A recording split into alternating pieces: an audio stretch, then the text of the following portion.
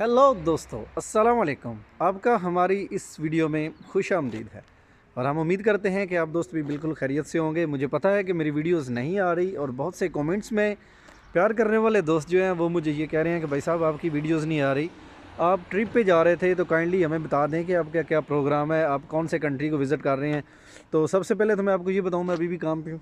ये देखें मेरा एड्रेस और गंदे कपड़े हैं और वो जो है वो मेरी गाड़ी लगी हुई है। ये एक शॉप है, मार्केट है, यहाँ पे जनरल स्टोर तो बंद है। अभी इसकी ब्रेक हुई है तो यहाँ पे मैं गोश्त उतारने के लिए जो डिलीवरी वाली गाड़ी चलाता हूँ, आपके भाई की ये गाड़ी है। अंदर जिरार्दो बैठा हुआ है। तो तकरीबन ये मेरा आजकल थोड़ा सा हार्ड वर्क चल रहा है क्योंकि मुझे कुछ डॉक्यूमेंट्स जो है ना उनकी मजबूरी है। तो 12 घंटे यहाँ पे काम करना पड़ता है और उसके लिए जो है वो आपको मेहनत की ज़रूरत होती है। तो तकरीबन सुबह 6 बजे उठ के शाम 6 बजे तक काम करना और उसके बाद फिर घर आना, खाना बनाना, खाना बना के खा के फिर कोई 1-2 घंटे जिम जाना पड़ता है। उसके बाद जो है वो रात को मैं निकल जाता हूँ डिलीवरी के काम पे। और ये वाला सारा काम करने के लिए जो है वो यहाँ पे थोड़ा सा टाइम चाहिए और टाइम स्पेस गेन करने के लिए आपके पास जो है वो टाइम भी नहीं होता। तो ये यूरोप की लाइफ है मेरे भाई। वहाँ पे मैं सामने आपको अगर दिखाऊं तो ये चर्च है और बिल्कुल इसका जो है ना वो नमूना, जिस तरह पाकिस्तान में हम अपनी इबादतगाहें बनाते हैं, यहाँ पे भी वो ही है। और जिस इलाके में आज मैं गोश्त देने के लिए आया हूँ वो ज़रा थोड़ा सा पहाड़ी एरिया है और यहाँ पे लोग जो है ना वो सरवाइव करते हैं क्योंकि इन्हीं दिनों में यहाँ पे बर्फ़बारी भी होने वाली है। और बर्फ़बारी का लुत्फ़ उठाने के लिए हम जा रहे हैं बैरून मुल्क इटली से। जितने भी दूसरे यूरोपियन कंट्री है, फॉर एग्ज़ाम्पल कि हम निकलेंगे जनाब इटली से जाएंगे फ्रांस। फ्रांस जो वो जाना है हमने बेल्जियम, लग्जमबर्ग। उसके बाद एंट्री हम करेंगे, सॉरी पहले लग्जमबर्ग फिर बेल्जियम और उसके बाद जो है वो नीदरलैंड में। उसके बाद जर्मन जाएंगे, जर्मन से जो है वो डेनमार्क, डेनमार्क से स्वीडन। और वो वाला पुल भी हमने देखना है जिस पुल के ऊपर जो है वो बहुत ज़्यादा लोगों की तवज्जो है कि वो पुल आधा पानी के अंदर है और आधा जो है वो पानी के बाहर है और फ्लोटिंग पुल है तकरीबन जो स्वीडन से डेनमार्क को मिलाता है। तो उस पुल को भी हमने जाके देखना है और आपके भाई ने गाड़ी जो है वो उस पुल पे चलानी है। तो अभी जो है ना वो मैं आपको साथ साथ ये देखें मछलियाँ इस पाउंड में और ये बनाया हुआ है जनाब इन लोगों ने बच्चों के लिए खेलने के लिए कुछ प्रोग्राम। और ये पार्क है, पार्क को जॉकी के खेलने के लिए बच्चों के लिए झूले वगैरह लगे हुए हैं। और अभी यहाँ पे मैं आया हूँ तो यहाँ पे बैठ के आपको तफसील से जो है ना वो मैं अपना सारा प्लान समझाता हूँ। तो यहाँ पे जो है ना यूरोप के अंदर अभी ठंड का सीज़न शुरू हो गया और ठंड में जो है ना वो बर्फ़बारी, तो यूरोप की खूबसूरती के राज़ों में से सबसे एक बड़ा राज है कि यहाँ पे बर्फ़बारी होती है। और ये लोग इतने सफ़ेद क्यों हैं, इसकी भी यही वजह है कि यहाँ पे सर्दियाँ होती हैं। सर्दियों में लोग जो हैं वो ज़रा उनकी स्किन जो है वो थोड़ी सी पतली होती है और जिसकी वजह से ठंड वो बर्दाश्त कर कर के वो बिल्कुल बर्फ़ जैसे उनके कलर हो जाते हैं। और एक हम पाकिस्तानी हैं कि हमारा रंग जो है ना, ठंडे इलाकों में लोग रहने वाले जो हैं उनका रंग और है, गर्म इलाकों में रहने वाला का जिस तरह मेरा है थोड़ा सा सांवला सा कलर है, गंदमी। तो बाकी ये ऐसे ही सिस्टम है। तो इंशाल्लाह हम जो है वो जल्दी अपने जो मैं आपको बता रहा था कि टूर पे निकलना है, तो उस टूर के लिए तकरीबन मैं हूँ और मेरे साथ चंदू है और मुरसलीन है, एक दो और दोस्त हैं, उनका नाम अभी मैं फ़ाइनल नहीं कर सकता क्योंकि जब बताते हैं ना कि भाई इस टूर पे ख़र्चा भी आना है, आप लोग अपने पैसे जो हैं वो अपने साथ ले लें ताकि आपको ज़्यादा जो है वो परेशानी का सामना ना करना पड़े जहाँ पे आप जाएं। तो आप जो है वो अच्छे तरीके से खाना वगैरह खा सकें। नए साल की खुशी भी है और हमने नया साल जो है वो भी बाहर मनाना है। और उसके बाद जितना भी क्रिसमस 25 दिसंबर आ रहा है, जितने भी मसीही बरदरान हमें देख रहे हैं और हमारे यूट्यूब चैनल पे आते हैं उनके लिए भी हम इंशाल्लाह बहुत सी अमेजिंग जो है वो चीज़ें लेके आएंगे। यूरोप के अंदर जो है वो मुख्तलिफ़ कंट्रीज़ में लोग क्रिसमस कैसे मनाते हैं, क्रिसमस के बाद जो है वो नए साल की तैयारियाँ कैसे हैं, तो ये वाला सारा हम इस अपने जो व्लॉग्स होंगे इंशाल्लाह डेली बेसिस पे जो है वो हम व्लॉग बनाएंगे। और एक दिन में 4-4 5-5 व्लॉग जो हैं वो आया करेंगे, ठक ठक व्लॉग बजेंगे। वो मजबूरी दरअसल ये है वीडियोस क्यों नहीं आ रही कि यार एक तो मेरे पास जो इटालियन डॉक्यूमेंट है ना उनको रीन्यू करवाना है। तो रीन्यू करवाने के लिए आपके पास जो है वो इटालियन उसको कहते हैं काम का कॉन्ट्रैक्ट, वर्क कॉन्ट्रैक्ट जो है वो होना लाजमी है। अगर वो नहीं होता तो फिर काम वाले जो पेपर हैं जो टीआरसी है वो पीआरसी में चेंज नहीं होती।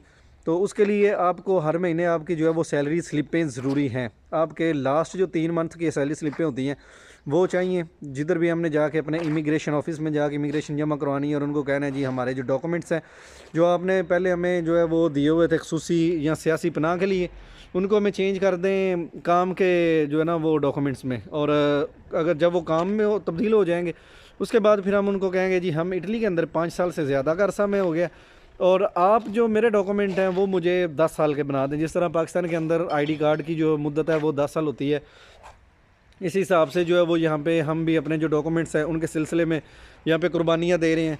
ये बात मैं आज आपके साथ डिस्कस कर रहा हूँ कि यूरोप के अंदर पता नहीं कितने माओ के लाल हैं जो 800-800 यूरो 500-500 यूरो पे सिर्फ डॉक्यूमेंट की गरज से जो है वो काम कर रहे हैं। वरना उनको जहाँ पे वो काम लगे हुए हैं, आप किसी बंदे से ही पूछें। इंशाल्लाह हम अपने व्लॉग्स में आगे जाके वो इंटरव्यू करेंगे दोस्तों से कि यार आप यहाँ पे कितनी तनख्वाह ले रहे हैं। कोई कहेगा मैं 400 ले रहा हूँ, स्पेन के अंदर ख़ास तौर पर, पुर्तगाल के अंदर कोई कहेगा जी मैं 300 ले रहा हूँ, मैं 400 ले रहा हूँ, 500 ले रहा हूँ। और स्पेन में थोड़ी सी बढ़ जाती है क्योंकि वहाँ पे लोग इलीगल काम करते हैं और वो लीगल तरीके से काम तो करने की इजाज़त नहीं है। स्पेन के अंदर पदरोन करवानी पड़ती है, पदरोन करवा के फिर आपको डॉक्यूमेंट लेने पड़ते हैं, तो उसके लिए बहुत लंबा प्रोसेस है, 3-4 साल लग जाते हैं। तो लोग जो है वो 6-6, 7-7 100 पे काम करने से जो है ना वो बेचारे मजबूर हैं। उसके अलावा जर्मन में लोग जाते हैं काम करने के लिए, लेकिन वहाँ पे भी गैर डॉक्यूमेंट के बंदा काम तो नहीं कर सकता। अगर करे तो चोरी छुपे काम करेगा, तो फिर वो लोग 500, 600 या 1000, 1200 सैलरी तनख्वाह उनको जो है सैलरी देंगे। तो लोग अब चक्की में पिस रहे हैं, मजबूरी की चक्की में। पाकिस्तान में गुर्बत की मजबूरी थी और गुर्बत की मजबूरी से निकल के वो बाहर आ गए। अभी बाहर आए हैं तो डॉक्यूमेंट्स की मजबूरी है, किसी के पास भी जाते हैं काम के लिए, पहले तो कोई काम पे रखता नहीं। अगर कोई बंदा यहाँ पे आपको काम पे रख लेता है, फिर वो ब्लैकमेल करता है, अपना कहता है कि यार मेरे पास और भी बहुत से लोग हैं, आपके पास तो डॉक्यूमेंट नहीं है, लिहाजा मैं आपको काम पे नहीं रखता। अगर मैंने रखना है तो चलें, आपकी भी हेल्प हो जाएगी, आपके घर वालों को जो है ना वो पैसे जाएंगे, आपकी फैमिली के लिए अच्छा हो जाएगा। आप 500-600 यूरो पे यहाँ पे काम कर लो, क्योंकि डॉक्यूमेंट तो वैसे भी आपके पास नहीं, लीगल आप कहीं पे कर नहीं सकते। तो मैं सिर्फ एक पाकिस्तानी होने के नाते आपकी हेल्प कर दूँगा। लोग यहाँ पर मुख्तलिफ जो है वो तरीके से ब्लैकमेल करके फिर नौजवान लड़कों के अपने पास काम पर रखते हैं और उनसे 8-8, 12-12 घंटे, 10-10 घंटे काम करवाते हैं और पैसे जो हैं वो अपनी मर्ज़ी के देते हैं। ये यूरोप है, यहाँ पे ये ऐसा सब कुछ चलता है। तो इसी सिलसिले में मैंने भी जो है ना वो काम कर रहा हूँ मैं यहाँ पे। और वो जो मेरी गाड़ी है मैं आपको पहले भी मैंने दिखाई थी, और ये वाली गाड़ी जो है ना मैं ये चला रहा हूँ और इस पे मैं गोश्त जो है वो सप्लाई करता हूँ, गाय का गोश्त, कट्टे बच्चे का गोश्त, और जो ऐसा गोश्त कि जिसकी हमें इस्लाम में इजाज़त नहीं है खाने की, वो गोरे तो खाते हैं, लेकिन गाड़ी में वो भी सप्लाई करता हूँ। और तनख्वाह जो है वो मेरी तकरीबन 1200 यूरो है, 50 यूरो दिहाड़ी के हिसाब से मैं ले रहा हूँ। ड्राइवर जो है ना वो यहाँ पे मैं लगा हुआ हूँ, उन्हें आके फलाना है, मैं इतने की लगा हुआ, मैं यहाँ पे ड्राइवर लगा हूँ और मैं 50 यूरो जो है ना वो सैलरी ले लो। और जो मेरा मालिक है तो थोड़ा सा तुरश ले जाएगा, लेकिन वो बंदा अच्छा है, उसने मेरा कॉन्ट्रैक्ट लगवाया काम का और उसने कहा जी आपका मैं यहाँ पे कोई बंदा देता तो नहीं कॉन्ट्रैक्ट, चलें आप अच्छे मुझे लग रहे हैं तो मैं ऐसा करता हूँ कि आपको फॉर एवर का कॉन्ट्रैक्ट दे देता हूँ। आपके डॉक्यूमेंट में अगर होती है, आपको राहत मिलती है। तो मैंने भी उसके साथ फिर बात नहीं की जी आप मेरी तनख्वाह बढ़ा दें, मुझे ज़्यादा दें। मैंने उसको बताया जी मुझे कॉन्ट्रैक्ट चाहिए, वो कहता मुझे ड्राइवर चाहिए। मैंने कहा मैं ड्राइविंग करता हूँ, वो कहता मैं कॉन्ट्रैक्ट करता हूँ। तो इसी हिसाब से उसने कहा जी मैं आपको शुरू में जो है ना वो 1000 यूरो दूंगा। मैंने कहा बस मुझे कॉन्ट्रैक्ट दे दो। तो उसके बाद जो है वो मैंने काम का कॉन्ट्रैक्ट जनाब इनके साथ साइन कर लिया और अभी यहाँ पे मैं सुबह 12 बजे से सुबह 6 बजे से लेके रात 6 बजे तक यहाँ पे काम करता हूँ और मुझे ये 1200 सैलरी देते हैं। और शुक्र है चले कॉन्ट्रैक्ट मिल गया, जिसकी वजह से जो है ना वो मेरे डॉक्यूमेंट्स में आसानी हो जाएगी और मैं डॉक्यूमेंट्स अपने बना लूँगा। और डॉक्यूमेंट्स के लिए जो है वो मुझे कॉन्ट्रैक्ट फॉर एवर का मिल गया है और मेरे जो सैलरी स्लिपें हैं वो भी आ रही हैं।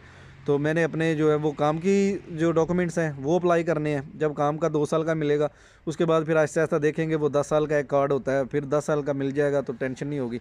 उसके बाद जनाब सबसे ज़्यादा जो वो डिपेंड करता है बंदा यहाँ पे जो है ना वो अपना ये जो सिस्टम निज़ाम है फैमिली अप्लाई करने का, वाइफ अप्लाई करने का, वो भी अप्लाई करेंगे।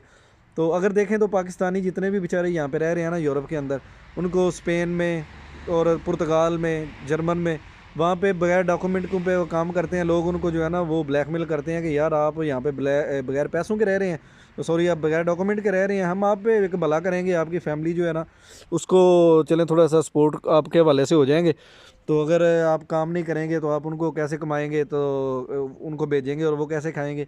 तो बाकी ऐसा ही निज़ाम है कि आप हमारे पास काम करें, हम आपको कुछ पैसे देंगे, आप फजूल बैठे रहेंगे। तो फिर वो नौजवानों लड़कों को रगला के उनको थोड़े थोड़े पैसे देते हैं, बगैर कॉन्ट्रैक्ट के काम करवाते हैं कि आपके पास पेपर नहीं है। तो वो भी कहते हैं चलो यार something is better than nothing. तो इसी वाले से जो है वो लड़के वहाँ पे काम करते रहते हैं। लेकिन इटली के अंदर जो है ना वो कॉन्ट्रैक्ट आसानी से मिल जाता है। यहाँ पे किसी पाकिस्तानी के जो है ना वो टीसी भी नहीं करनी पड़ती। तो दूसरे कंट्रीज़ में पाकिस्तानियों के पास टीसी करनी पड़ती है। यहाँ पे अगर आप इटली में हैं तो इटली आपको जाते ही असाइलम के पेपर दे देता है, और जिस पे आप जो है ना वो लीगली जब तक आपका फ़ैसला नहीं हो जाता कि पेपर देने या नहीं देने, आप काम करते रहें। और आपका कॉन्ट्रैक्ट हो जाएगा, आपका टैक्स गवर्नमेंट को जाता रहेगा। इसी टैक्स की बेस पे इटली के अंदर जितने भी लोग बाहर मुल्क से इमिग्रेट आते हैं उनको पेपर भी जल्दी से मिल जाते हैं, मुझे भी ऐसे मिले थे।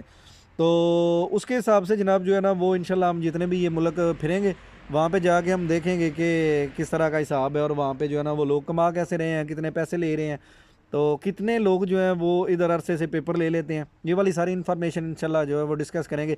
तो चंदू को मैंने कॉल की, चंदू भी कह रहा है कि यार बिल्कुल अभी जो है ना वो ऐसा करेंगे। तो इंशाल्लाह हम निकल रहे हैं इस हफ्ते को। वो सफ़र बहुत लंबा है, तकरीबन 10,000 किलोमीटर है। तो मैंने गाड़ी जो है वो मैकेनिक के पास दे के आनी है, वो टायर चेंज करेगा उसके, और टायर जो है वो सर्दियों वाले डालेगा। उसके बाद जो है वो जनाब हमने उसके चेकअप एक दफ़ा करवानी है कि भाई 10,000 किलोमीटर हमने गाड़ी चलानी है, तो इसके अंदर कोई किसी किस्म की जो है ना वो ज़रा चेकअप में कर दो कि ये गाड़ी क्या चल पाएगी।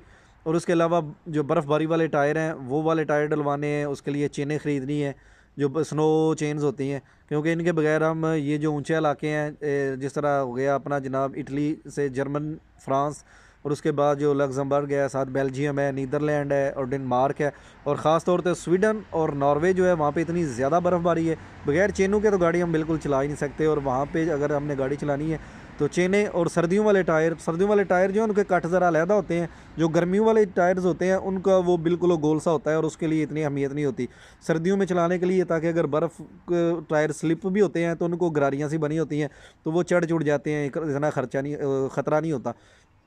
वो भी इंशाल्लाह आपको साथ में ये सारा शेयर करूँगा।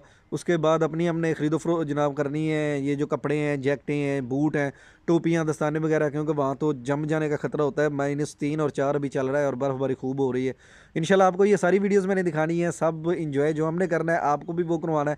और इसके लिए हमने 10,000 किलोमीटर सफ़र करना है और 8 से 9 मुल्क विज़िट करनी है, और इस पर हमारा 5,000 यूरो तक का अंदाज़न ख़र्चा होगा, और हम 3 लोग हैं तो डिवाइड करेंगे।